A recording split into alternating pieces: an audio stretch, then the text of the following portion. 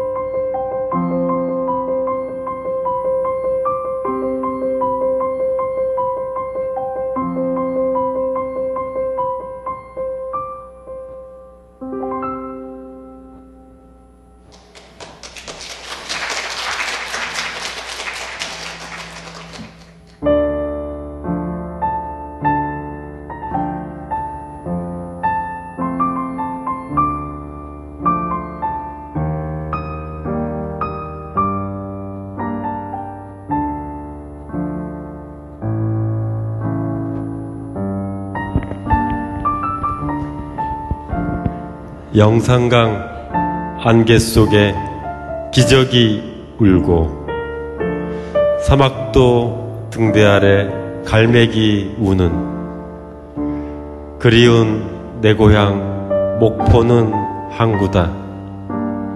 목포는 항구다. 똑딱선 운다.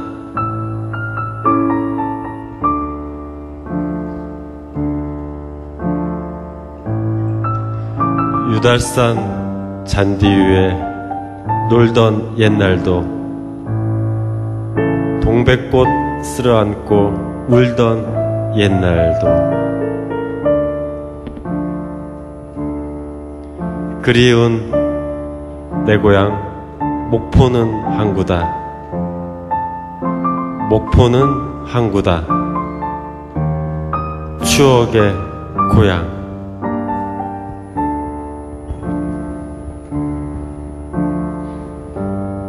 사막도 등대 아래 갈매기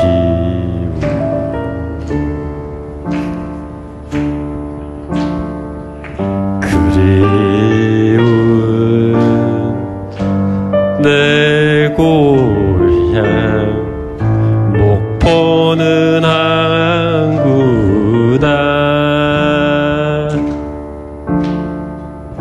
목포는 항구다. 똑딱선 운다.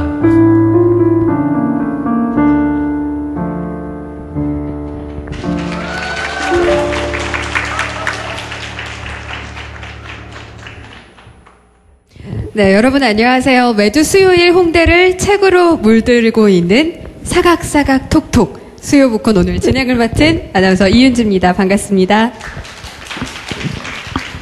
네, 오늘 오프닝 무대 정말 웃음과 또 낭만이 있는 그런 무대였는데요. 피아니스트 신재영 씨와 또 오늘 주인공 중에 한 분이신 송경수 PD님의 낭독으로 시작을 해봤습니다. 우리 신재영 피아니스트는 버클리 음대를 졸업하고 또 지난달에 정규 앨범을 발표하고 활발하게 활동을 하고 있는 재원인데요. 오늘 이 수요부콘 방송을 위해서 목포의 눈물, 또 목포는 항구다라는 곡을 직접 작곡해서 멋진 무대를 보여줬습니다. 다시 한번 박수 부탁드릴게요. 네, 여러분 혹시 저녁 식사하고 오셨나요? 안 하고 오셨죠? 오늘 아주 잔인한 시간이 될 수도 있습니다. 제목에서도 느껴지는 것처럼 세피디의 미식기행, 목포, 미식에 대해서 맛의 여행을 떠나볼 텐데요. 괴롭지만 또 맛있는 시간 저희가 준비했으니까요. 쭉 함께 해주시기 바랍니다. 네, 수요부코는요, 벌써 2월부터 시작해서 43번째 시간 맞이하고 있는데요. 온북TV가 개국 10주년을 맞아서 이제 내년 세계 책의 날인 4월 23일 케이블 방송과 또 IPTV 24시간 책방송 개국을 앞두고 지난 시간부터 특집으로 진행을 하고 있습니다. 그래서 저뿐만 아니라 또 한 아나운서 함께 진행할 텐데요.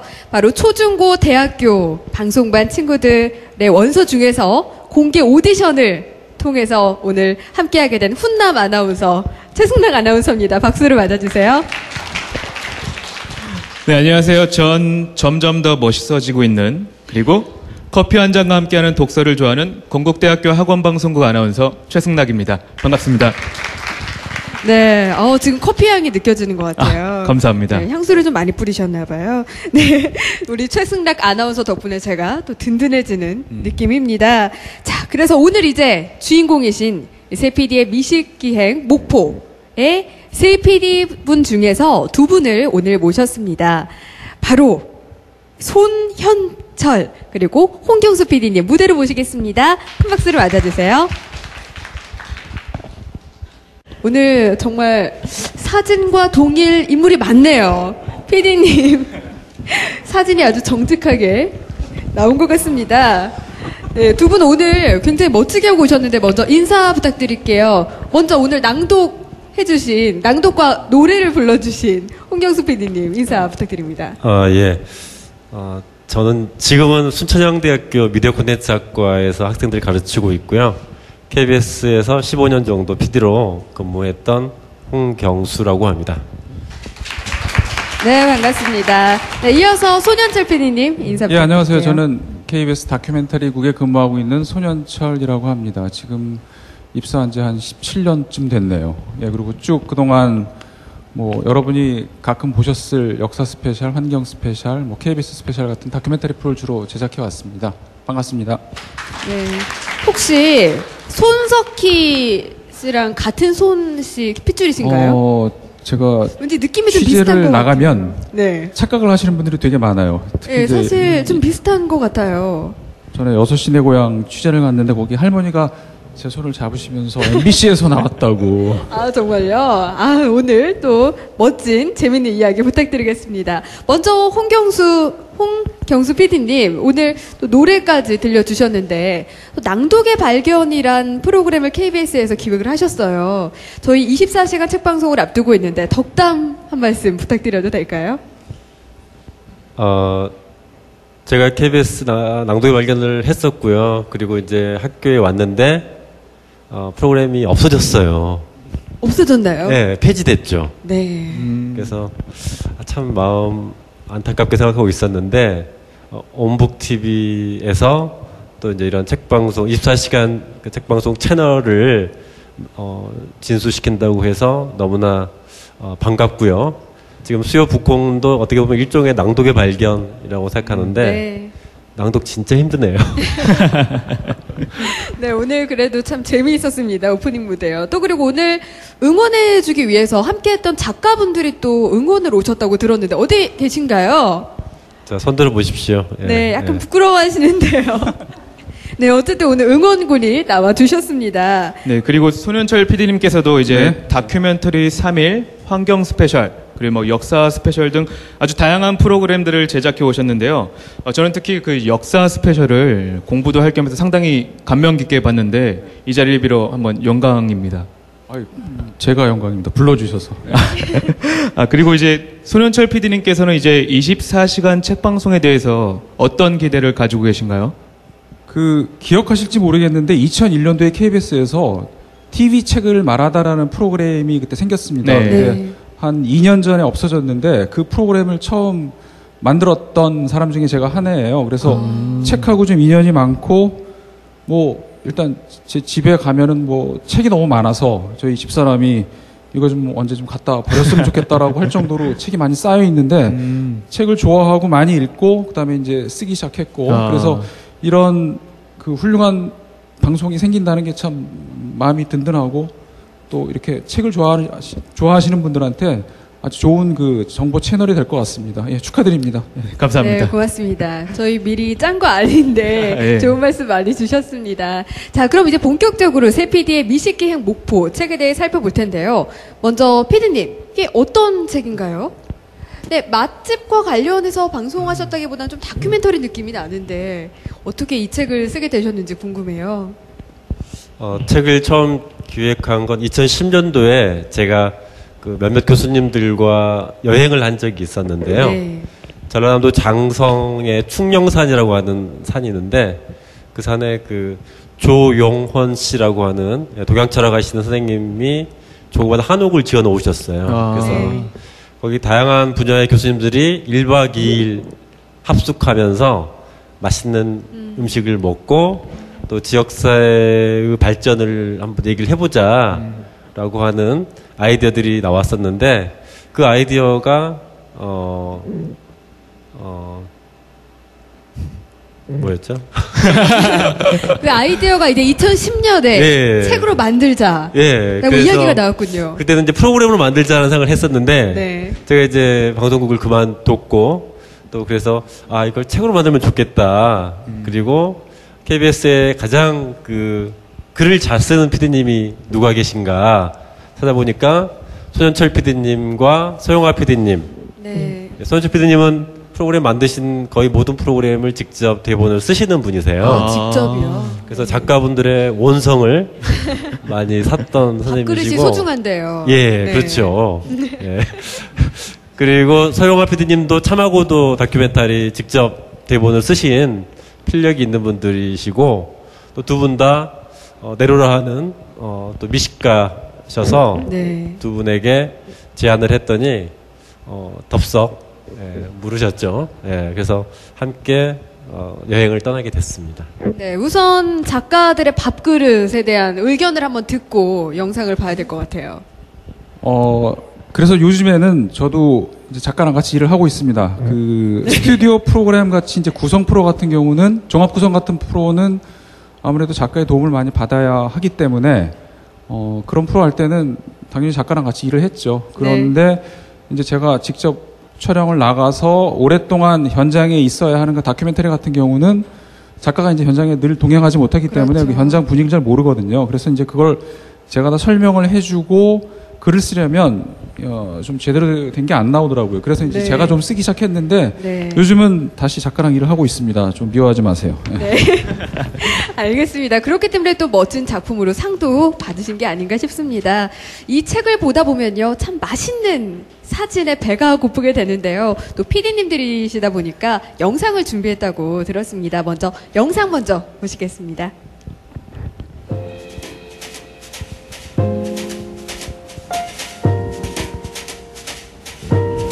연출된 건가요? 아닙니다. 아니군요. 생얼입니다. 생얼. 도란도란 보기가 좋네요.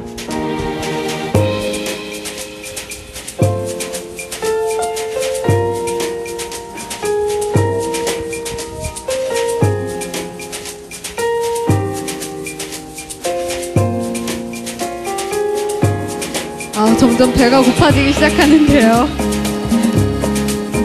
민어군요.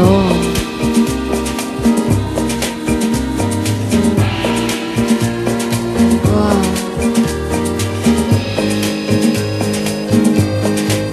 홍어. 배가 고프신 분들은 잠시 눈을 감으셔도 좋습니다.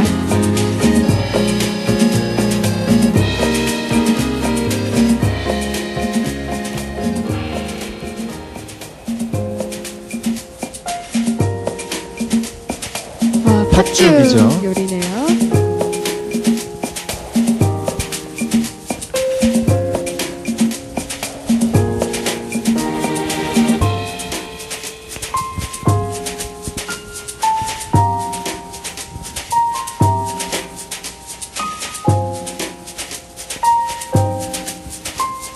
이 사진들은 직접 찍으신 건가요?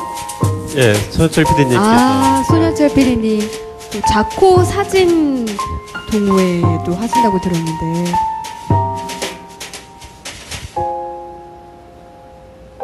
와.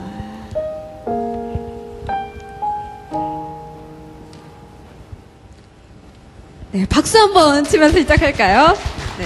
더욱더 내용이 궁금해지네요. 네, 제가 궁금한 게 하나 있는데요. 손현철 PD님 저 음식 사진을 직접 찍으셨다고 했는데 네, 이게 네. 보통 이제 사진을 찍으면 다양한 연출을 이렇게 하잖아요. 혹시 이 사진도 그런 연출이 있었나요? 저희 책의 컨셉이 뭐냐면 정말 이 책을 들고 뭐 사전에 어떤 정보 지식이 없더라도 가서 들어가면 진짜 뭐라 그럴까 속았다는 생각이 안 들 정도로 맛있는 집만 소개를 하기로 했거든요. 네. 그래서 미리 사전에 그 집에 연락을 한 것도 아니고 저희가 일단 물론 사전 조사를 다 했죠. 사전 조사를 하고 직접 보통 사람한테 나오는 음식처럼 나온 식탁에 차려진 것을 저희가 그냥 카메라로 찍은 겁니다. 보통 잡지나 이런 방송 VJ 특공대 같은 데 보면은 미리 다 섭외를 하고 네. 가서 정말 더 맛있어요. 좋은 음식을 내놓죠. 보통 사람들이 네. 손님들이 왔을 때보다 더 좋게. 왜냐면 방송이 잘 보여야 되니까. 근데 저희는 그런 거는 눈속임이다. 안 된다. 그냥 보통 사람처럼 가서 먹고 나온 걸 그대로 찍어서 보여주자. 그래서 연출은 하나도 없고 있는 그대로를 찍은 겁니다. 예. 네, 그렇군요. 그런데 새 PD시잖아요. 두 분 나와주셨는데 또 한 분 서용합 PD님은 지금 어디에 계신가요? 제가 1시간 전에 통화를 했는데 네. 지금 새 특집 방송 프로그램 제작하고 있느라고 편집실에서 지금 편집 중입니다. 그렇군요. 오고 싶으셨겠네요. 예, 오고 싶으. 그런데 그 특집 프로그램이 어떤 건가요? 그게 한중일 문학하는 문학 작가들의 어떤 대담 프로그램. 또 선상에서 이루어진 프로그램입니다. 네. 아쉽지만 꼭 이 방송 보시면서 함께 하시길 바라겠습니다. 자, 그런데 홍경수 PD님께 질문을 드릴게요. 이 책을 지으신 이유가 조금 큰 포부가 있으셨던 것 같아요. 뭐 소셜 디자인을 좋아한다 이런 말씀도 하셨었는데 그게 어떤 이야기인가요? 그래서 아까 말씀드렸던 것처럼 이바구 유람단이라고 하는 컨셉이 이 책의 어떤 컨셉인데요. 네. 각 분야의 전문가들이 한 분야를 답사를 하고 그리고 맛있는 음식을 맛보고 그리고 이 지역 로컬의 발전을 위한 제안을 하자라고 하는 네. 거였는데 목포 같은 경우는 굉장히 오래 전에 아마 일제 때는 아마 전국의 6대 도시였었는데 지금 점점 이제 관심이 없어지고 작아지고 있는 도시인데 이 도시 갖고 있는 그 이 맛이 이 도시를 다시 재생 그리고 부활시키는데 좀 도움이 될 수 있을 것 같다라는 네. 생각을 해서 일종의 이제 이바구 유람단 개념으로 소셜 디자인을 생각을 한 겁니다. 네, 또 이분들이 이 책을 계기로 이 목포의 맛에 대해서 좀 정체성을 갖고 뿌듯해했으면 좋겠다 그런 말씀도 하셨던 걸로 기억합니다. 네. 근데 이제 보면은 전국에 맛집이 상당히 많은 곳에 있잖아요. 근데 굳이 꼭 목포를 선택하신 이유가 특별하게 있는지 저 여쭙고 싶네요. 저도 궁금해요. 일단 저희가 이제 뭐 외국 영화 같은 걸 많이 보면 그 와이너리 투어나 그 사이드웨이즈라는 영화 혹시 보신 분 기억할지 모르겠는데 그 미국 캘리포니아 나파밸리 그 와인 생산지를 두 중년 남자친구가 둘이 이제 와인을 마시면서 이렇게 쭉 다니는 여행을 담은 그 영화가 있었거든요.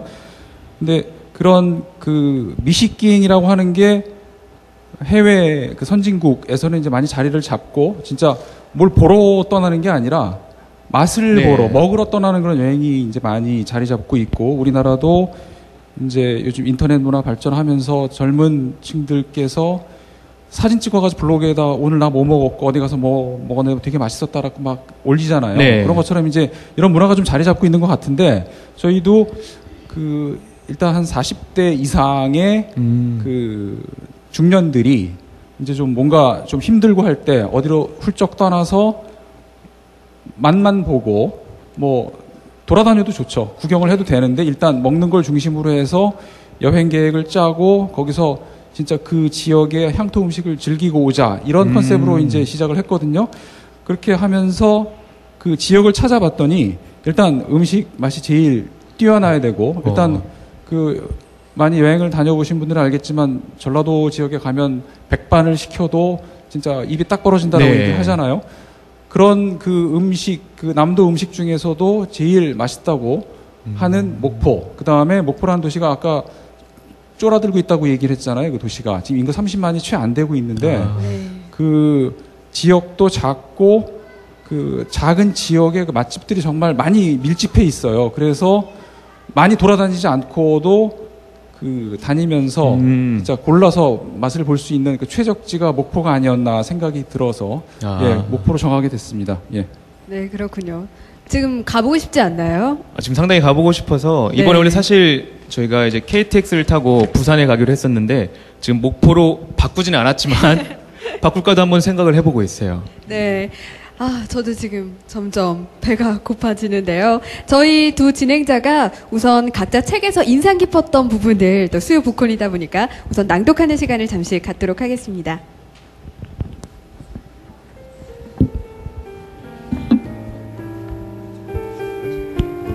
먼저 제가 감명 깊었던 부분입니다. 목포 여행의 필수품 중 하나는 바로 빈 도시락이다. 맛있는 백반이나 민어, 새우 등을 반찬이나 안주로 담아오면 나만의 액기벤이 완성되는 것이다. 인생은 이미 만들어진 것을 찾는 것도 필요하지만 없으면 내가 만들어도 좋은 법이다. KTX 교통비, 아침 생조기탕과 갈치구이, 택시비, 차값, 한일 생태탕, 여객선비, 무허가 도시락 등 총 비용 14만 원가량. 골프를 치거나 술을 마시는 대신 나 자신에게 주는 최고의 선물로 이만한 것은 없다 싶다. 참 행복한 하루였다. 영국 BBC에서 만든 다큐멘터리 릭 스타인의 스페인 요리 여행을 보면서 가장 인상 깊었던 것은 스페인 어느 항구에 자리한 은퇴한 어부들의 사랑방이었다. 평생 고기잡이를 하고 은퇴한 어부들은 집에서 아내에게 면박을 당하지 않는 방편을 마련했다. 바로 항구 앞에 가게 하나를 얻어서 일종의 사랑방을 만든 것이다. 이들은 아침을 먹은 뒤 사랑방에 출근해 하루 종일 머문다. 이들이 하는 일은 주로 노래 부르기와 음식 만들어 먹기. 함께 노래를 부르니 기분 전환에 그만일 것이며 갓 잡아온 물고기로 요리를 해먹으니 건강에 무척 좋을 듯하다. 다큐멘터리를 보면서 나도 노후에 하고 싶은 일이 생겼다며 무릎을 쳤다. 목포 어시장 가까운 곳에 바다가 보이는 가게 하나를 얻어서 지인들과 시간을 보내고 책을 읽다가 배가 고플 때면 가까운 어시장에 나온 신선한 생선을 조리해서 끼니를 때우고 친구들과 낭독회를 하거나 노래를 부르는 것, 나의 은퇴 후 로망이다. 네, 다음으로 우리 네, 저는 최승락 이제 PD님. 팥죽에 대해서 낭독을 해보겠습니다. 네, 자, 이제 팥죽 한 그릇을 받아보자. 새알 심든 동지 팥죽은 앞에서 맛을 봤으니 5,000원짜리 보통 팥죽으로. 스테인리스 냉면 대접에 검붉은 팥죽이 한가득 담겨 나오는데 굵은 국숫가락이 수십 가닥 푹 빠져 있다. 걸쭉한 팥죽과 그 속에 또아리를 튼 탄성 면발에 막강한 이중창. 도저히 한 끼라고는 믿어지지 않게 그릇 꼭지까지 꽉 찬 모습이다. 한 젓가락 걸쳐 떠넣자 팥의 진한 향과 진국 세례를 받은 국수가 입속에서 끈끈한 껍질을 벗으며 그 통통한 몸체를 치아와 혀에 비벼댄다. 면발을 끊을 때 다시 몸을 섞는 팥성분이 국수의 점성을 더해준다. 씹혀서 조각나는 면발과 걸걸한 진액의 뒤섞임. 동지 팥죽의 쫀득한 새알심을 씹을 때와는 다른 맛을 창조한다. 시원한 육수가 밴 해물칼국수의 면발과는 차원이 다르다. 보통의 국수는 끊어지면서 이렇게 찐득하고 무게 있는 섞임의 맛을 주지 못한다. 왜 목포의 중년 부인들이 팥죽집에 모여 개를 하는지 이해가 간다. 목포의 팥죽은 적당히 때우고 넘어가는 흐물흐물한 죽이 아니다. 국수나 죽처럼 가볍게 후루룩 넘기고 후를 털고 일어날 정도로 쉬운 음식도 아니다. 나름 선이 살아있는 묵직한 스타일의 정식인 셈이다. 팥죽을 배불리 먹고 난 후 또 다른 별식이 기다린다. 평화분식에는 커다란 서양 호박을 찐 후 살을 으깨서 담근 호박 식혜가 있다. 노란 속살이 풀리면서 곱게 물들인 식혜에 잘 삭은 밥풀이 아라리 떠 있다. 냉장고에서 갓 꺼내 대접에 담아내면 달착지근하면서 시원한 별미 디저트다. 팥죽을 먹은 뒤 텁텁해진 입안을 산뜻하게 하는데 호박 식혜만한 것이 없다. 네, 아유, 우리 최승락 아나운서 팥죽에 관련한 다큐멘터리, 네. 대하 드라마 그쵸. 멋지게 말씀해 주신 것 같아요. 잘 네. 들었습니다. 혹시 질문할 부분 있으세요? 저 같은 경우는 이제 이 부분을 낭독하면서 이제 저만 몰입했는지는 모르겠지만 이제 제 눈앞에 이제 팥죽이 이렇게 맞아요. 그런 것 같았어요. 떠다니는 것처럼 그랬나요? 네네. 네, 그런 느낌이 많이 들었는데 아무래도 이런 이유가 보면은 책을 이제 읽어보면은 상당히 묘사가 되게 생생하고 실감나게 돼 있어요. 근데 이제 궁금한 게 두 분께서도 이제 식사를 하실 때도 팥죽을 드시면 이런 새알이 내 입에서 이런 느낌을 가지고 포근한 느낌을 주는구나 뭐 이런 식으로 사색을 하시면서 드시는 편인가요? 어제 팥죽 부분을 이제 제가 썼는데 늘 그런 건 아니죠. 배가 고플 때 이제 빨리 일단 허기를 면해야 되니까. 그런데 일단 여행을 가서 새로운 집에 가면 저는 좀 메모를 좀 하는 편이에요. 그러니까 보통 그 블로그에 글을 올리시는 분들이 이제 사진을 주로 많이 찍잖아요. 네. 저는 이제 사진은 뭐 한두 카트 정도만 찍고, 그러니까 입안에서 이제 음미를 한다 그러나요? 입안에서 이리저리 굴려보고 씹어보고 하면서 좀 이게 내가 전에 먹었던 어떤 것과 그 비슷한 종류의 그 메뉴하고 뭐가 다른지, 그 다음에 재료는 어떻게 좀 다르게 이렇게 가공을 했을지 이런 것들을 좀 생각하면서 먹는데 늘 그런 건 아닙니다. 진짜 왜냐하면 혼자 그렇게 먹으면 같이 간 사람들이 되게 싫어하거든요. 제가 제일 늦게 먹으니까 먹고 그 우리나라 사람들이 그 식사 시간이 되게 빠르잖아요. 짧고. 네. 예, 그래서 자제하려고 노력하고 있습니다. 예. 네, 알겠습니다. 혹시 그럼 집에서도 집에서도 가끔 그러죠. 예. 혼자 저희 집사람이 이제 토요일이나 일요일 날 이제 늦잠을 자니까 그때 이제 제가 혼자 일어나서 뭘 만들어 먹기도 하거든요. 가끔. 그럴 땐 앉아가지고 야 여기다가 뭘 딴 걸 한 번 더 집어넣어 보면 어떨까라는 생각을 하기도 하죠. 예. 생각도 하고. 예. 네, 궁금해지네요. 네. 그리고 이 책에 역사와 추억이 깃든 우리맛 체험기라고 써 있는데 목포 다니시면서 두 분 기억나시는 목포의 역사나 문화 특별히 기억나는 거 있으신가요? 먼저 홍 PD님.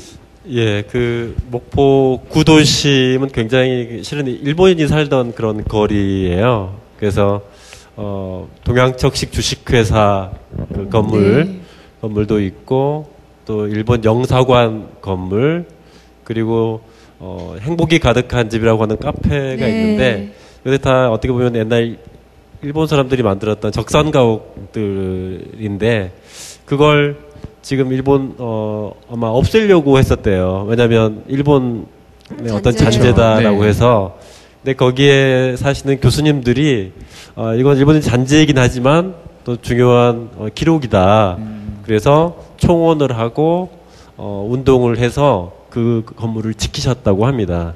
네. 그리고 그 지금 100년 정도 된 그 적산 가옥도 목포에 사시는 디자이너분이 그걸 카페로 리노베이션을 해서 아주 멋진 카페로 운영을 하고 있는 걸 봤어요. 그래서 목포에 사시는 분들이 굉장히 자기 고장에 대한 자부심이 굉장히 강한 것 같고요.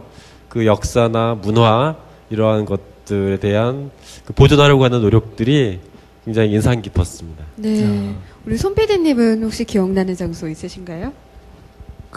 제가 이제 사진을 좀 찍으니까 좀 찍으시니까요. 예, 좀 네. 찍으니까 뭐 많이는 아니고 좀 찍으니까 이 다른 도시하고 이제 비교되는 부분이 많죠. 그 목포라는 곳이 1897년 이제 개항을 하면서 일본인들 거리가 이제 형성이 되고 그 옆에 그 조선인 그 부두 하역 노동자들이 이제 밀집해서 거주하게 된 아주 그 달동네 같은 그 다닥다닥 붙은 그 작은 그 마을들이 많이 남아 있거든요, 아직도.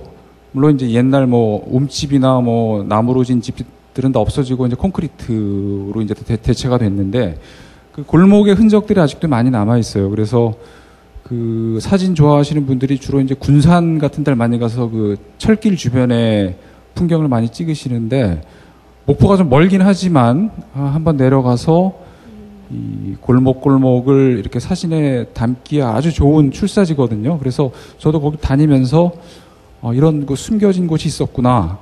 그 역사의 흔적 이런 걸 많이 느꼈죠. 예, 사진을 찍으면서. 예. 그리고 어떻게 보면 세 분께서 맛기행 책을 냈을 때 주변 반응이 좀 의아했을 것 같기도 한데 주변 반응이 어땠는지도 궁금해요. 홍 PD님 어떠셨나요? 많은 분들이 되게 부러워하셨어요. 정말요? 네. 왜요? 왜냐면 저 책 쓰러 가는 게 아니라 먹으러 갔다라고 하는 기획 의도를 되게 눈치를 채셨더라고요. 네. 그래서 되게 부럽다 이 말씀을 많이 드렸고요.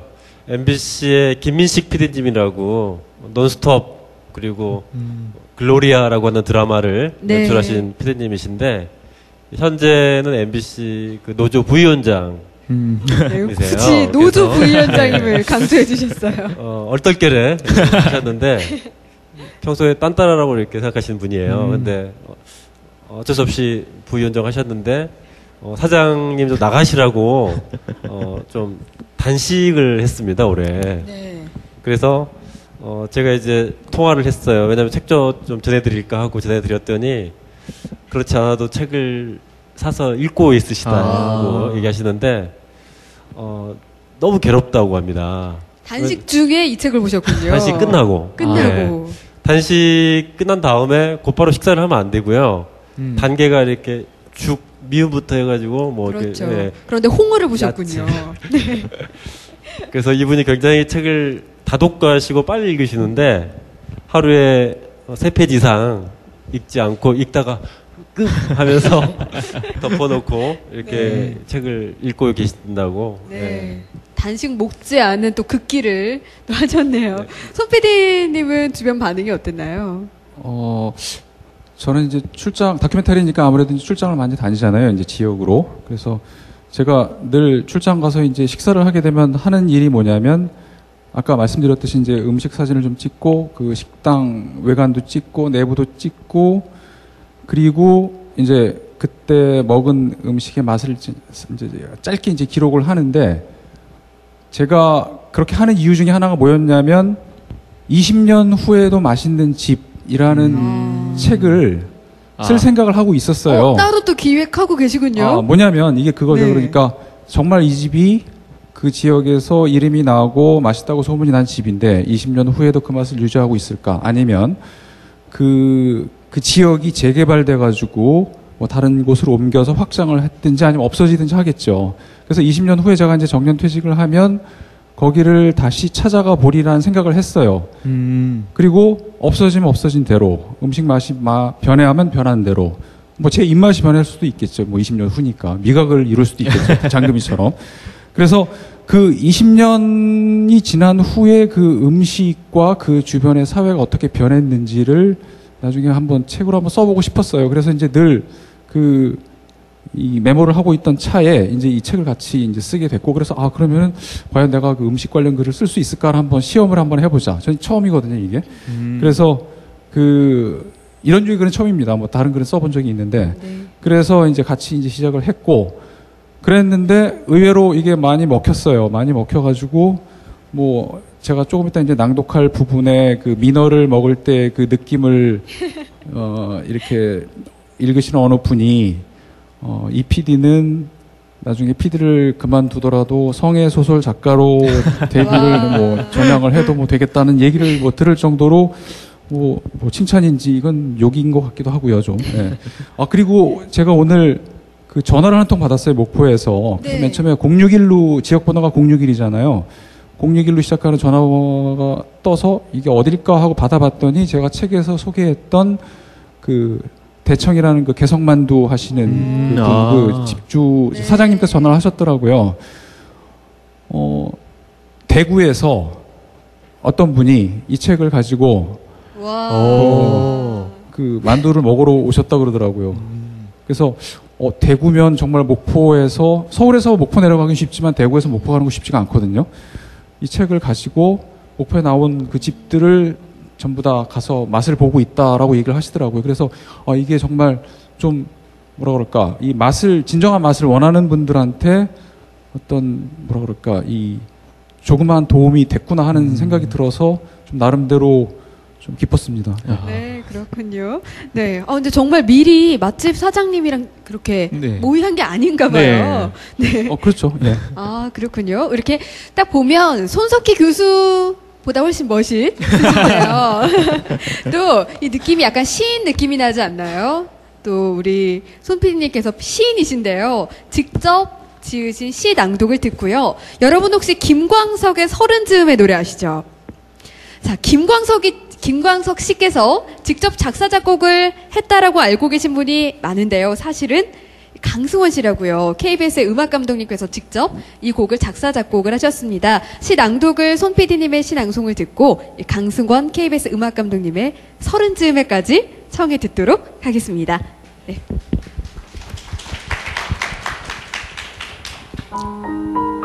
서른 고개를 넘으면 더 넓은 땅이 보이리라 생각했다.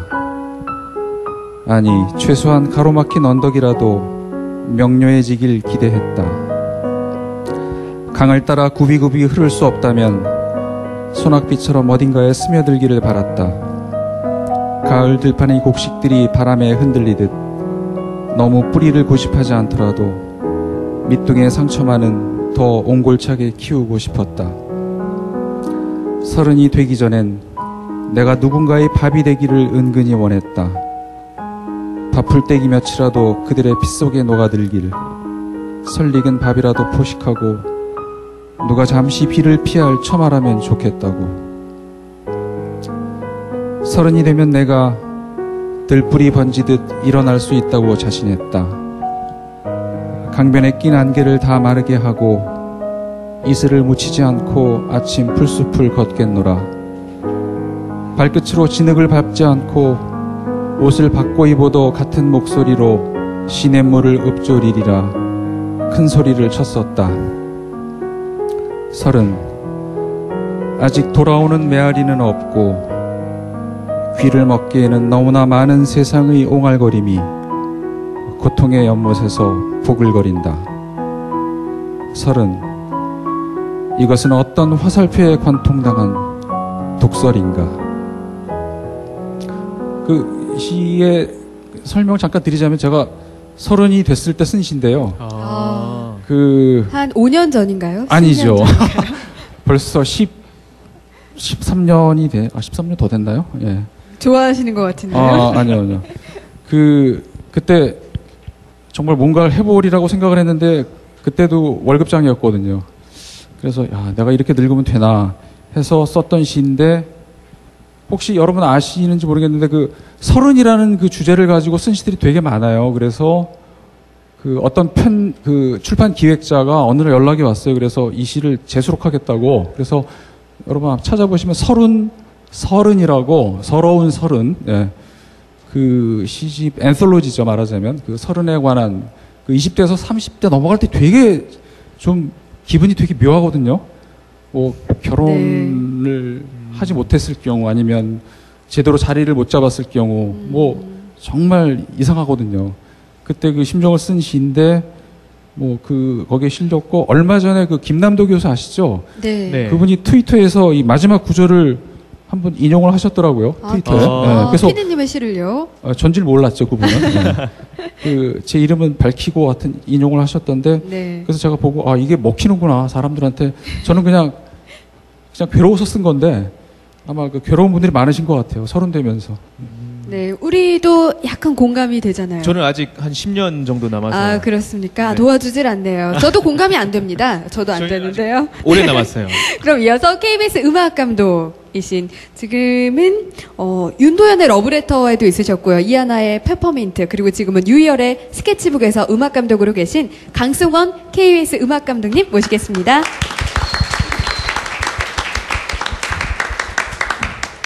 서른즈음의 원작자이세요. 김광석 씨께서 그 곡을 나에게 달라라고 부탁을 하셨다고.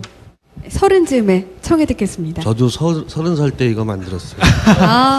그렇군요. 사진이 참 해맑으세요. 네. 왜 웃어?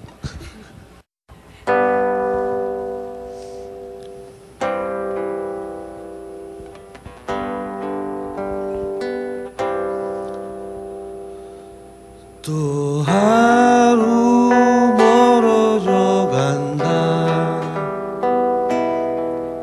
내 꿈은 담배 연기처럼 작기만 한 내 기억 속엔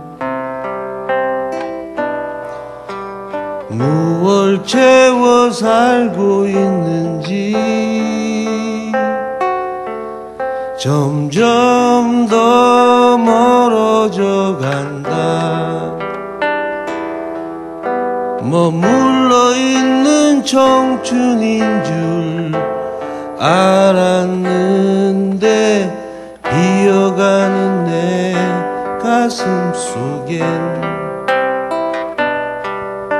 더 아무것도 채울 수 없네. 계절은 다시 돌아오지만 떠나간 내 사랑은 어디에. 내가 떠나보낸 것도 아닌데 내가 떠나본 것도 아닌데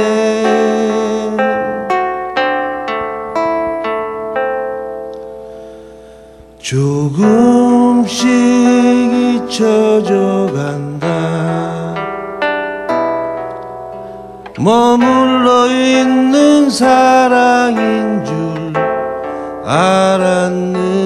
알았는데 또 하루 멀어져 간다. 매일 이별하며 살고 있구나.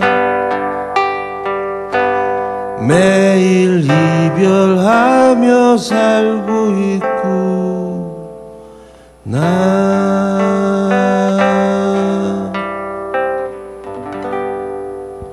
네, 큰 박수 부탁드립니다. 네, 인사 부탁드릴게요. 네, 저는 강승원이라고 합니다.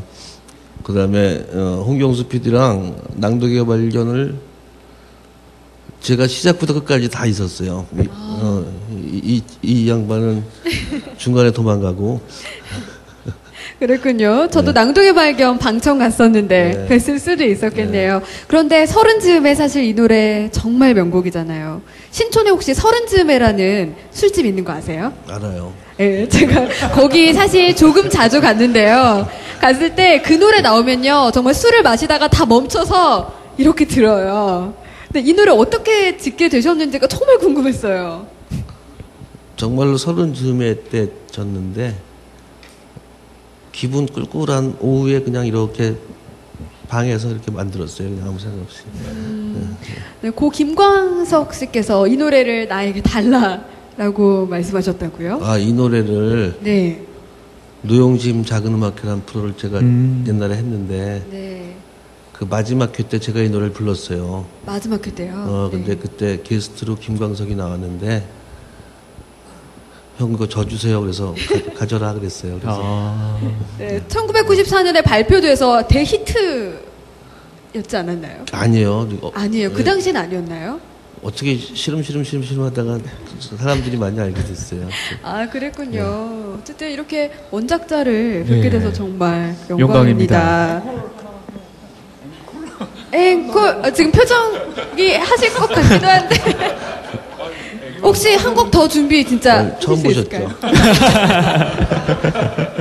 네, 제가 분위기. 제가 직업이 한 20년 넘게 음악 감독이라는 것은 좀 웃기는 명칭이고 가수 노래 시키는 게 제 직업이에요. 일반인도 많이 시키거든요. 근데 이제 그러니까 아까 홍필이 노래 했으니까 네. 18번 하나 좋네요. 제가 반주해 드릴게요. 괜찮네요. 가사는 그 스마트폰으로 이렇게 찾으면 다 나오니까. 아니, 진짜 시도 서른에 대한 시였고, 노래도 서른 즈음에였으니까, 서른 즈음에를 손 PD님 버전으로 한번 들어보는 거 좋을 것 18번 같아요. 하세요. 네. 바로 찾으시는 거 보니까 하고 싶으셨어요. 준비하고 제가 계셨던 보니까. 것 잘못 같아요. 붙였네요, 제가. 아니, 정말 할 줄 아는 노래가 별로 없어요. 서른 즈음에 괜찮으세요? 아니요, 그 노래 잘 몰라요. 그러면 어떤 노래 괜찮으시겠어요? 정말 해야 돼요? 그럼요. 네. 제 직업이 그거예요. 잠깐만 찾아서 할게요, 그럼. 베스트 게스트시네요. 네. 제가 할 줄 그 아는 사이에 노래. 저 인터뷰 하세요. 아까 뭐 하라 그랬어요. 아, 그럼요. 아, 그런데.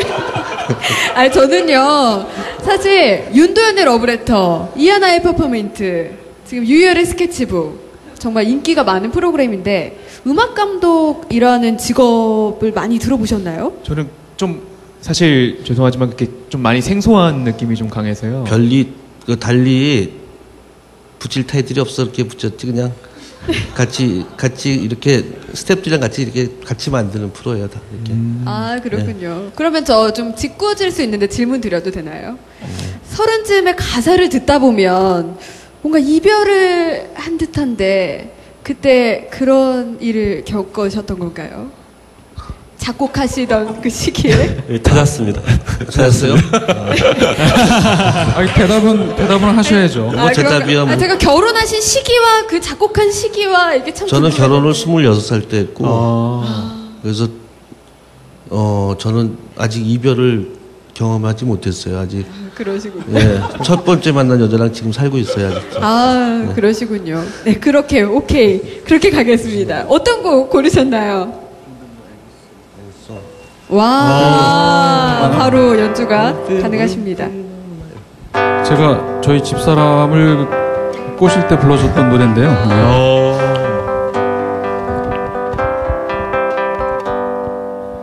You fill up my senses like a night in a forest, like the mountains in springtime, like a walk in the rain, like a storm in the desert, like a sleepy blue ocean. You fill up my senses, come fill me again.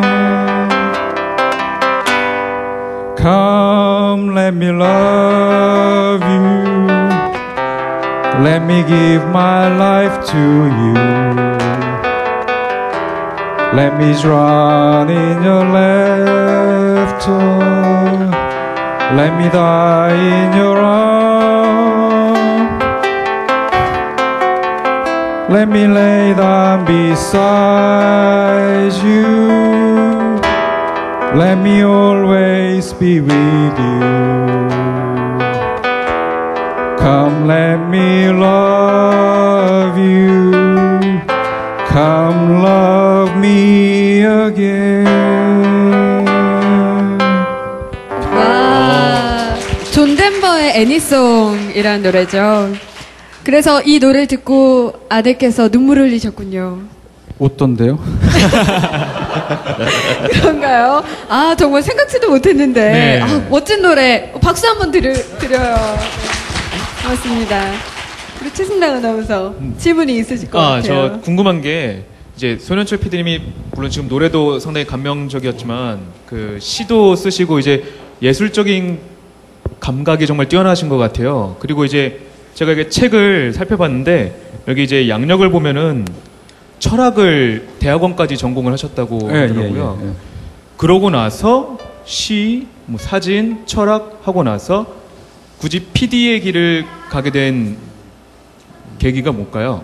원래 제 노래를 꿈이 듣고 갑자기 PD에 네. 대한 너무 궁금증이 생겼군요. 대학 때 꿈은 영화 감독이었어요. 예, 영화 감독이었고 철학과를 가게 된 이유도 좀 여러분들 뭐 장리 꼬다르나 뭐 이런 그 좀 지금 뭐 수준이 높은 감독이라고 얘기하는 그런 사람들, 타르코프스키 같은 사람들이요. 예. 그런 사람들 영화를 보면서 감독을 하고 싶었고 그래서 이제 좀 깊이 있는 생각을 해야겠다는 생각에서 철학과를 가게 됐죠. 예. 갔는데 다니면서 보니까 그때 이제 영화 저희 선배들 중에 영화 쪽으로 나간 분들이 몇 명 있었어요. 그런데 너무 고생들을 많이 하시더라고요. 그런데 조금 아까 그 노래를 불러주는 그 아가씨도 있었고 영화 쪽으로 가면 충무로에서 한 10년 정도는 마누라 등을 쳐먹던지 등쳐가가 되든지 아니면 아버지의 등을 쳐야 되는데 저는 도저히 그러긴 좀 힘들었어요. 그러긴 힘들었고 그래서 일단 제일 그 영상과 관련이 되면서 밥벌이를 할 수 있는 길이 무엇일까를 생각을 해봤죠. 그랬더니 뭐 방송국밖에 없더라고요. 그래서 이쪽 길을 택하게 됐습니다. 네, 지금 강승원 감독님 나 불러놓고 왜 나에게 질문 안 주는 거야 이렇게 보고 계신데요. 혹시 빨리 들어가라고 그거. 아닙니다. 꼭 중요한 질문 드려야죠. 네. 이 책이 새 PD의 미식기행이잖아요. 또 굉장한 미식가라고 들었어요. 네, 먹는 거 좋아해요. 목포 음식도 좋아하시나요? 목포 가봤어요. 먹으러 한번 가봤어요. 저도. 아, 어떤 음식이 제일 맛있으셨어요? 저 거기서 준치회가 맛있었어요. 서고도 준치의 네. 그 준치. 준치 맛있었고 민어회는 거기도 팔고 딴 데 다 파니까 준치 맛있었어요. 준치 맛있으셨군요. 팥죽은 혹시 팥죽은 안 먹어봤어요. 그래서. 네. 아, 정말 솔직하고 담백한 이런 인터뷰 나와주셨는데요. 혹시 이제 피디님께서 이제 책을 내셨는데 덕담 마지막으로 좀 잘 되라 의미로. 이거 많이 팔려서 네. 매년 우리나라 각 도시마다 돌아다니면서 계속 시리즈로 나왔으면 좋겠어요. 와, 덕담, 최고의 덕담인 것 같습니다. 오늘 이렇게 30즈음의 원작자이신 강승원 감독님 직접 좋은 노래 또 연주해 주셔서 감사합니다. 감사합니다. 네. 아, 정말 센스도 있으시고요. 네. 노래도 잘하시고요. 네, 그러네요. 그러면 이제 다음 질문을 드려야 할 텐데, 아까 집에서 네. 우리 최승락 아나운서가 집에서도 요리를 하고 먹을 때 그렇게 철학적으로 생각을 하면서 네, 드시는지. 그렇죠. 시도 막 쓰시고 이제. 네. 그렇지는 않고요. 예. 일단 그 요리 얘기하시는 건가요 지금? 네, 네. 대본을 미리 앞서가시네요. 요리 그러니까. 여쭤보려고 했어요. 아니 네. 저는 거기라고 생각을 해가지고. 예. 네. 그러니까 이제 제가 프로그램을 연출을 하다가 직접 나와서 이렇게 앉아서 얘기를 하니까 되게 좀 뻘쭘하고 전혀 안 뻘쭘해 이상- 보이세요. 노래도 이상한데. 부르시고. 네. 제가 이제 해산물을 많이 좋아해서 이제 여기 홍 PD도 마찬가지인데 그 노량진 수산시장에 가거나 아니면은 요즘에 그 우체국 택배가 되게 잘 돼 있어요. 그래서 가령 최근에는 이제 꼬막 같은 거 이제 순천 뭐 이런 데서 이제 대량으로 이렇게 출하가 되면 우체국 그 택배로 되게 싸게 살 수가 있거든요. 1kg에 네. 뭐 9,500원 뭐 이렇게. 그다음에 뭐 낙지 같은 것도 잘 나오고. 9,900원이면 살 수 있나요? 9,500원. 아, 배송비 9,500원 이요? 포함해서 아. 1kg. 네. 꼬막이. 예. 그래서 이제 저는 그런 걸 주문을 해서 주로 토요일하고 일요일 이제 집에 있으니까 그때는 이제 제가 애들 음식을 차려주죠. 그러니까 저희 집사람은 직접이요? 네, 집사람은 이제 늦잠을 자죠 주로.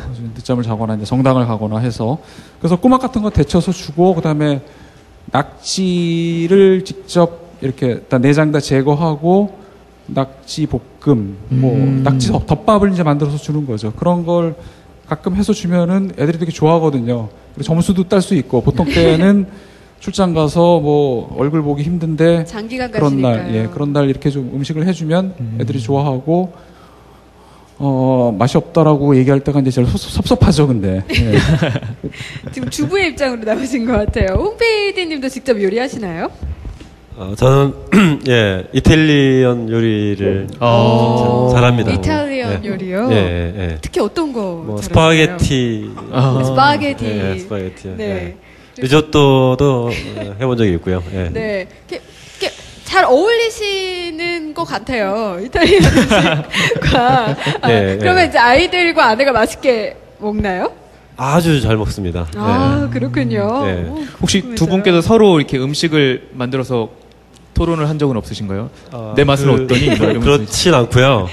저희가 처음 책을 쓰기로 해서 첫 번째 만남을 저희 집에서 했습니다.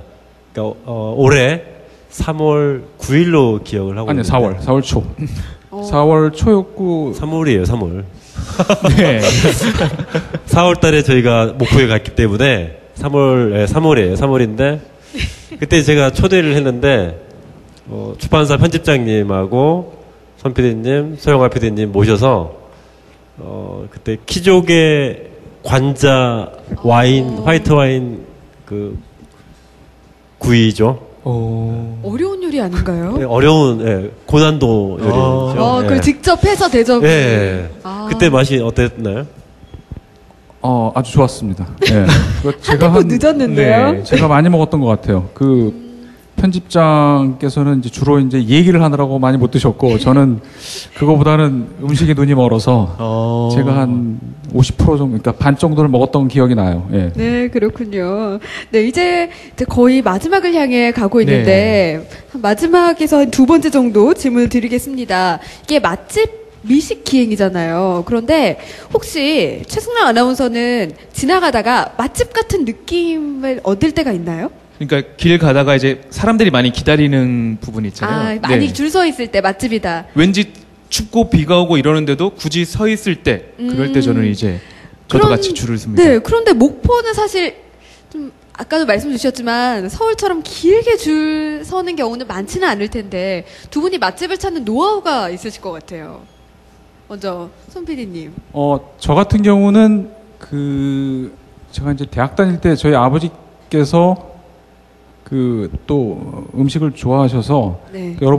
여러분들 세대는 잘 모르실 거예요. 백파 홍성여라고 아주 오래된 소설가 분이 계신데 그분이 한국의 맛있는 집 999 이렇게 해서 책을 낸 적이 있습니다. 근데 네. 그 책이 저희 집에 있었거든요. 그래서 저는 그 책을 늘 보면서 내가 이제 커서 돈 좀 벌면 이런 데 한번 가서 먹어봐야지라는 생각을 많이 했거든요. 그래서 늘 메모를 해놨죠. 메모를 해놓고 전화번호부에도 전화번호부에도요?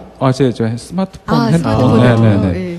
네, 지역번호는 다 바뀌었죠. 예전에 나온 책이기 때문에. 그래서 이제 전화로 확인을 해보고 인터넷 검색을 해봐서 그래도 이렇게 좀 뿌리가 있는 집을 좀 저는 많이 가보려고 해요. 네. 아무래도 음식을 만들면서 그분들의 어떤 사연 같은 것들이 많기 때문에 그렇게 찾고 그다음에 이제 인터넷을 주로 보기는 하는데요. 인터넷은 많이 믿으면 안 돼요. 사실 이제 그 블로거들이 올려놓는 게 어떤 홍보성인 경우도 되게 많고 그리고 이제 아무래도 이제 젊은 분들이 올리다 보니까 주로 이 뭐라고 얘기를 해야 되나 좀 달달하고 그 짭조름하고 그렇죠. 그 젊은 층들 입맛에 맞는 근데 사실 그게 이제 조미료 맛일 경우가 되게 많거든요. 이제 그런 블로거들이 소개해 놓은 그 집들은 좀 약간 좀 고개를 갸웃 한번 해봐야 되고 제일 좋은 건 뭐냐면 그 지역에서 발행되는 신문이나 이런 것도 있습니다. 그 잘 검색이 잘 안 돼요. 가령 경북 영주 시민신문이나 뭐 그런 인터넷 찾아보면 나와요. 네. 그 다음에 뭐 충북 영동 뭐 지역신문 이런 데 나오는 것들 그리고 그러니까 좀 많이 머리를 굴려야 돼요. 정말 맛있는 집을 찾으려면. 그 다음에 또 하나 믿을 만한 게 KTX 매거진이라고 그 KTX 기차를 타면은 나오는 데가 상당히 있는데 디테일하게 지금 정보를 아주 주고 그 계세요. 노하우입니다. 네. 거기 그 기자들이 정말 그 게릴라 맛집 탐방이라고 해가지고 실제로 연락 안 하고 그 지역의 그 홍보 담당자들 있잖아요. 그 뭐 네. 군청이나 뭐 시청 이런 분들을 통해서 사전에 정보를 얻고 가서 직접 맛을 보고 평가를 해요. 그런데 이제 그게 그 확률이 높은 이유가 뭐냐면 그 지역에 사시는 분들은 늘 거기서 식사를 해결해야 되기 그렇죠. 때문에 맛없는 집은 정말 절대로 안 가요. 그리고 이분들이 정말 맛있는 집은 또 외지 사람들한테 안 알려줘요, 잘. 왜냐면 그 손때가 타면 왜요? 손때가 타면 나만 좋아할 거야. 그렇죠. 약간 이런 예, 예. 마음일까요? 그런 집들이 꽤 있어요. 그래서 저도 나주에 갔을 때 그 나주 역사 스페셜 촬영할 때 나주시 공복과장한테 이제 슬슬 촬영하면서 이제 물어보죠. 우리 좀 이따 밥 먹으러 가야 되는데 어디가 좋아요? 라고 얘기를 하면 그분이 이제 몇 개를 가르쳐 주시죠. 그래서 이제 확인을 하거든요. 정말 그거는 거의 한 95%, 100% 맞아요. 다. 예. 그래서 이제 여러분들 같은 경우는 만약에 간다 그러면 그 느닷없이 뭐 군청 공복과에 전화해가지고 물어볼 수 없잖아요. 그리고 이제 그분들이 모르는 사람이 전화를 하면 어느 특정 업체, 특정 음식점을 알려주면은 오해를 살 나중에 수도 그렇죠. 있겠네요. 예, 뭐 연결이 돼 있다거나 아니면 다른 음식점들 주인한테서 항의를 받아요. 그래서 그 잘 안 알려주는데 그 제일 좋은 방법 중에 하나가 택시 기사분들하고 좀 친해져서 택시 타고 가면서 이렇게 슬쩍 던지는 거죠. 던지면 그분들이 가는 데가 있어요. 그런 집. 그 다음에 어디 뭐 음식점 말고 다른 뭐 기념품점이나 뭐 가게를 갔다가 거기 뭐 사다가 뭐 사고 물어보는 게 낫겠죠 아무래도 그분들한테 이렇게 여쭤보면은 네. 그 숨어 있는 정보를 주죠. 예, 그런 식으로 이렇게 그 몇 차례 그 스크리닝을 해서 골라낸 집들이 정말 괜찮더라고요. 예. 네, 지금까지 모습 중에 가장 냉철한 PD님의 네. 모습 위해셨어요. 네, 정말 좋은 정보 감사합니다. 우리 홍 PD님은 비슷하신가요? 왠지 홍 PD님은 좀 느낌으로 갔을 것 같기도 한데요. 어떻게 하셨죠? 그런가요? 네, 일단 뭐 이렇게 정보를 취합해서 어떤 식당을 가게 되면 먼저 그 외모를 봐야 됩니다. 외관. 외모, 식당의 외관. 예. 겉모습을 먼저 보고요. 식당 간판 글씨체라든지 글씨체요? 또 그 겉에 페인트 칠이라든지 예. 좀 약간 벗겨져 있어야 되는 건가요? 세월의 덮개라고 표현하죠. 예. 왠지 뭔가 쌓여 있을 것 같은 리모델링 했다면 큰일 나겠네요. 예, 그렇죠. 네. 예. 그 전체적인 그 느낌이 되게 중요하고요. 두 번째는 들어가서 주인의 얼굴을 봐야 됩니다. 주인의 얼굴이요? 이번에도 외관을 또 이렇게 봐야 어떻게 되죠. 해야 네. 되나요? 너무 깨끗하면 안 되는 일단 건가요? 후덕하게 생긴 분이셔야 될 것 같고요. 네. 너무 새침대기거나 이렇게 이게 식당을 해서 돈을 많이 벌겠다라고 하는 그 탐욕이 있으면 안 되고요. 예. 관상도 좋아야겠네요. 네, 그렇죠. 예. 예.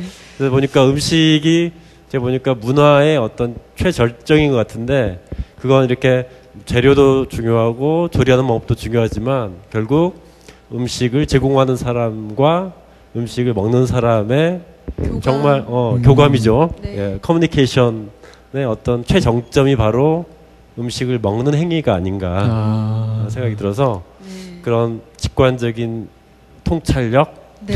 이것도 굉장히 중요할 것 같습니다. 네.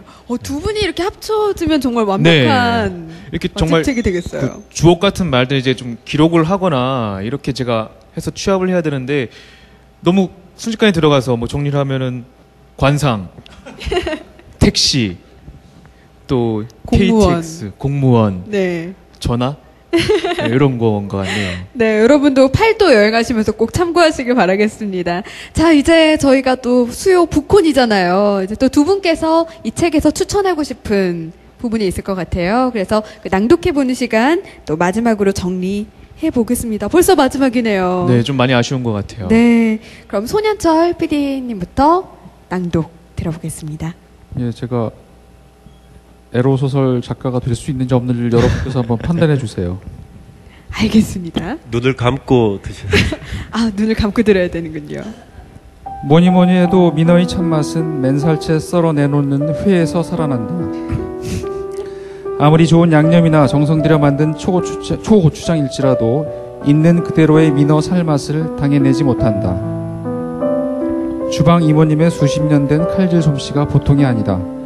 너무 두껍지도 얇지도 않게 점인 살을 양배추 위에 올려 내놓는다. 풋풋한 야채에서 배어나온 물기가 알맞게 흡수되면 민어살은 먹기 좋게 부들부들해진다. 처음 초고추장을 찍지 않은 민어살을 입안에 넣으면 혀가 심심하다는 느낌이 든다. 살점을 혀 위에서 몇 번 굴려 전체의 촉감을 맛본 뒤 양 어금니 쪽으로 밀어 살을 잘근잘근 씹어보자. 갓 잡은 광어나 우럭의 살이 지닌 쫄깃함과는 다른 촘촘한 질감이 느껴진다. 혀에 닿는 화로의 촉감이 나일론 같은 탄력 있는 합성 섬유가 살갗에 닿는 것에 비유하자면 민어회는 부드럽고 흡수성 뛰어난 면직물이 피부를 감싸는 느낌을 준다. 어느 정도 씹은 살점을 혀끝으로 애감아 혀 뒷부분으로 목젖을 향해 옮기면 담백하던 살맛이 달게 변하고 숨을 들이쉴 때 살냄새가 상큼하게 살아난다. 순수한 단백질의 맛이란 바로 이런 것이다.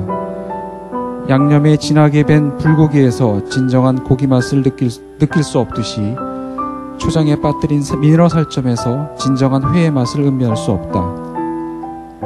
민어가 사는 심해의 묵직함을 그대로 입안에서 제한하고 싶다면 초장을 찍지 말고 그냥 먹어보기를 권한다. 입안이 정 심심하다면 회 한 점 삼키고 나서 상에 오른 잘 익은 묵은지 한 조각으로 염분을 공급하면 된다. 그 뒤에 다시 회 한 점을 물면 한층 더 달짝지근하게 달라붙는다. 네, 민어를 이렇게 표현할 수가 있군요. 네, 다음으로 홍 PD님 낭독 들어보겠습니다. 분홍빛 선연한 홍어는 냄새가 많이 나지 않아 덜 삭은 것이 아닌가 걱정했으나 사장님의 자세한 설명에 따르면 씹으면 씹을수록 냄새가 더 강해진단다. 아름답게 펼쳐진 흑산 홍어의 도열. 흔히 칠레산 홍어와 비교해 흑산 홍어 맛은 찰지다고 표현한다. 이는 미각이 아니라 씹는 맛이다. 뼈가 오도독 씹히고 인절미를 먹는 것처럼 홍어살이 입안에 미어 터지는 듯한 느낌을 표현한 것이리라. 냉동시켰다가 해동한 칠레산 홍어에서는 홍어살의 쫄깃함이나 풍부한 살점을 느끼기 어렵다. 반면 가까운 곳에서 잡아 생물인 채로 삭힌 흑산 홍어에는 쫄깃하고 눅진한 식감이 있다. 막 삶은 돼지고기도 쫄깃하고 김치 또한 충분히 묵었다. 연달아 나온 홍어찜, 맛의 습격이 이어진다. 위에 얹은 양념이 살아있는 듯 생생한 맛을 유지하고 있다. 사장님은 양념을 하고 찌면 색깔이 곱지 않아서 찐 다음에 양념을 얹는다고 했다. 흑산 홍어와 갖은 양념의 하모니가 몸을 깨어나게 한다. 그리고 마지막으로 홍어탕. 기관지를 뻥 뚫어줄 것 같은 시원함과 매콤함이 조화된 맛에 쌀밥을 더하면 세상 부러울 것이 없다. 음식마다 맛을 느끼는 신체 기관이 다른 듯하다. 아이스크림은 혀끝으로 맛보고, 맥주는 목 넘김으로 느끼며, 소주는 식도와 위장을 찌릿하게 자극하는 맛으로 먹는다. 홍어탕은 특이하게도 기관지로 먹는 음식이다. 홍어탕이 나오자마자 호흡기는 흡사 기관지 확장제를 흡입한 듯 벌렁거린다. 그리고 기관지를 답답하게 막은 노폐물이 모두 용해되는 느낌이 난다. 홍어탕에 흰 쌀밥을 떠 넣으면 세상의 모든 고민과 답답함이 사라지고 새로운 세상에 도달한다. 음식에도 환각작용이 있는 셈이다. 홍어탕의 맛은 이 세상의 맛이 아닌 피안의 맛이라 정의해본다. 네. 민어와 홍어를 이렇게 표현할 수 있는 분은 손 PD님, 홍 PD님 밖에 없지 않을까 싶습니다. 오늘 이제 마무리할 시간이 됐는데요. 먼저 최승락 네. 아나운서 어떠셨어요? 저 같은 경우는 이제 목포에 대해서 사실 그쪽은 서울에 좀 많이 멀잖아요. 그래서 자주 안 가게 되었었는데 네. 저희 가족이 매번 새해가 되면 동해 가서 일출을 보는데요. 이번에 좀 바꿔서 목포에 가서 일몰을 보면서 한 해를 마무리하고 맛있는 것도 먹을 계획으로 바꿔야 될 것 같네요. 네, 그래야겠네요. 네. 아, 오늘 정말 좋은 진행 보여주셨습니다. 감사합니다. 네. 두 분은 이렇게 항상 기획을 하고 연출을 하셨었잖아요. 근데 이렇게 출연을 해보니까 어떠세요? 두 분께서. 낭독의 발견에 아나운서를 이렇게 원래는 시키셨던 입장이셨잖아요. 예, 송선미 씨 제가 캐스팅을 해서요. 네. 진행 잘하도록 지도를 제가 했습니다. 아, 정말요? 제가 키웠어요. 아, 그렇군요. 이런 말 하면 안 되는데. 네. 그래도 이제 그런 마음은 있죠. 항상. 근데, 지난 14일 날 목포에서 그 게스트하우스 1935라고 하는 곳에서 저희 새 PD가 내려가서, 낭독회를 했습니다. 아, 네. 그때 진행을 제가 봤습니다. 아, 정말요? 네, 아주 잘된 진행이었죠. 네. 네, 그렇다고 해야죠. 네. 아, 그렇군요. 근데 굉장히 어렵더라고요. 왜냐면 항상 카메라 뒤쪽에서 누구한테 이렇게 디렉팅을 시키다가 카메라 앞에 나와서 이렇게 얘기를 한 도중에도 카메라 위치가 다 이렇게 보이고요. 네. 이때 음향과 출연자가 누가 스탠바이 된다는 그 생각이 계속 머리를 감돌기 때문에 굉장히 어려운 일인 것 같고요. 이렇게 진행 잘하신 두 분을 보면서 정말 훌륭한, 정말 특별한 능력을 가지신 분들이다라고 존경의 마음이 다시 아닙니다. 듭니다. 네. 고맙습니다. 감사합니다. 네, 너무 잘해주셨어요. 우리 손 PD님은 어떠셨나요? 저는 역시 출연자가 아니었기를 다행으로 생각합니다. 예, 좀 되게 뭐라 그럴까. 말은 뭐 어떻게 했는지 잘 기억은 안 나는데. 노래도 부르셨어요, 오늘. 그러니까요. 예, 네. 이게 기억이 잘 안 나요, 지금 제가. 그래서 뭐 하여튼 제가 혼자 나왔으면 아마 못했을 거예요. 근데 이제 우리 옆에 그 홍 PD께서 같이 있어서 제가 했던 것 같고, 그리고 두 분이 너무 진행을 잘 해주신 것 같네요. 그리고 저는 그렇습니다. 그러니까 이 목포라는 도시가, 그러니까 앞으로 아까 이제 우리 음악 감독님께서는 말씀하셨지만 이제 이게 시리즈로 나오면 이제 더 좋겠죠. 뭐 그건 이제 뭐 그때 가서 이제 알 수 있겠지만, 어쨌든 저희 세 사람이 다 목포라는 도시를 되게 애착을 가지고 있고, 뭐 저는 거의 고향도 아니고 아무 뭐 어떤 연고도 없는데 몇 번 내려가서 보고 거기 음식과 그 음식을 만드는 그 사람들이 되게 좋았거든요. 그래서 이게 이 책을, 그다음에 이 방송을 통해서 네. 좀 더 많은 사람들이 좀 알고 정말 맛있는 걸 좀 즐겼으면 좋겠어요. 저희만 먹어서 좀 미안하다는 생각도 좀 들고, 이거 맛있는 건 정말 같이 먹어야 된다라는 심정으로 오늘 방송이 잘 되기를. 잘 됐죠? 네. 네, 잘 됐습니다. 네. 그래서 오늘 여기 참가해주신 분들도 입소문으로 새PD의 미식기행 목포 많이 홍보해주시고요. 또 이 방송을 보고 있는 분들도 목포로 가는 KTX 매거진을 볼 수 있는 네. 이 KTX 열차를 꼭 끊으시지 않을까. 우선 저부터 실천을 하겠습니다. 저도요. 네. 그렇게 바라봅니다. 네. 오늘 이렇게 해서 수요북콘 이제 마무리할 시간이 됐네요. 책을 사랑하는 마음 북수리브로와 또 온북TV가 함께한 수요북콘. 여러분 어떠셨나요? 마치고 얼른 밥 먹으러 가야 될 것 같죠? 네, 오늘 사실 서울 기온이 영하 14도까지 올 들어 가장 추운 날씨를 보였는데요. 하지만 이렇게 맛있는 이야기를 하면서 보글보글 마음도 따뜻해지지 않았나 그런 생각을 합니다. 수요북콘 저희 다음 주 1월 2일은요. 한번 신년을 맞아 잠시 쉬고요. 1월 9일 날 더욱더 알차고 따뜻한 내용으로 찾아뵙겠습니다. 지금까지 함께해 주신 여러분 고맙습니다. 감사합니다.